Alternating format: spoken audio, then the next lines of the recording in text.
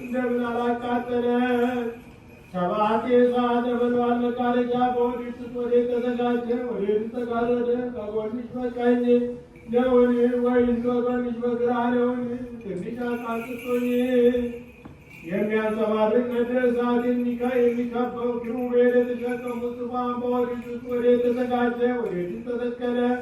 ታናሹ ጭራ ስትሆኝ ከገረድነት ጋር እናትነት እንደምን ያለ ነው? ከስብሐት ጋር የሆድ መጥበብ እንደምን ያለ ሩቃቤ ከቃል ድምፅ የተገኘ ጽሕፍ በድንግልና ቃል አንድ ይሆናል። ይህንንም ባሰብኩ ጊዜ ዲናዬ የልጅሽ እንባ የባሕሩ ጥልቀት ሲዋኝ ይወዳል። የወዳጅ ከመሰወሪያው ማዕበል ያማታል። ዳግመኛ ባሰብኩ ጊዜ ዲናዬ ተሰውሮ ወደ ላይ ወጥቶ የሕያው መሰወሪያ የሆነውን ሊገልጥ ይወዳል። ከንደሳትነቱ የተነሳ ይፈራልና የራሱ ከእርቧቸው እርቦ አይደርስም። ይህንን ባሰብኩ ጊዜ ዲናዬ በነፋስ ትከሻ ተጥሎ በምስራቅ እና በምዕራብ በሰሜንና በደቡብ ዳርቻውም ሁሉ ይበር ይወዳል። የፍጡራንን አኗኗር ያይ ዘንድ የአገሪቱን ጥልቀታቸውን ይለካ ዘንድ የሰማይ ርዝመቱን ያውቅ ዘንድ በሁሉም ይዞራል። አቅቶት ወደ ቀደመ አኗኗሩ ይመለሳል። አሁንም ገናንነቱን አንመርምር፣ ጥልቅነቱንም አንጠናቀቅ። የገናንነቱን መጠን ለማመስገን የነቢያትና የሐዋርያት አንደበት የማይቻለው ነው። የማይደፈር ግሩም ነው፣ በእኛ ዘንድ ግን ትሑት ነው። የማይገኝ ልዑል ነው፣ በእኛ ዘንድ ግን አርአያ ገብርነሳ። የማይዳሰስ እሳት ነው፣ እኛ ግን አየነው ዳሰስነው፣ ከእርሱም ጋር በላን ጠጣን።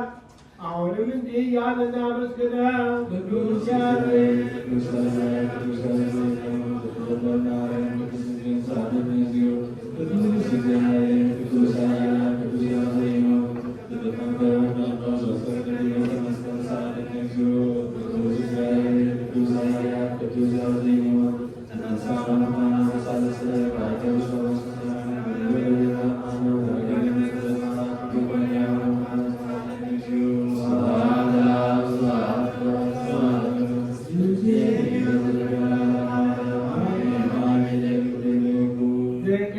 የሚበላውን ያፈራሽልን የሚጠጣውንም ያስገኘሽልን ወዮ ካንቺ የተገኘ ፍጹም መንፈሱ ለሚቀበሉ ሕይወትና ድህነትን የሚሰጥ ነው።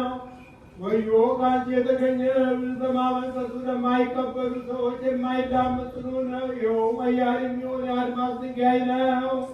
ወዮ ካንቺ የተገኘ ጽዋ በማመንፈሱ ለሚጠጡ ሰዎች ጥበብን የሚገልጽ ሕይወትንም የሚሰጥ ነው። ወዮ ካንቺ የተገኘ ጽዋ በማመንፈሱ ለማይጠጡ ሰዎች የሚያሰፍርና የሚያስገመግብ የሚጥልና ኃጢአትን ስለሚያስተፈታ ኃጢአትን የሚጨምር ነው። አሁንም ለአንተ ምስጋና ይገባል፣ ለመንግሥትህ ምስጋና ይገባል እያልን እናመስግነው። ከንጹሕ ዕጣንና ጋራ ምስጋና እናቀርብልሃለን።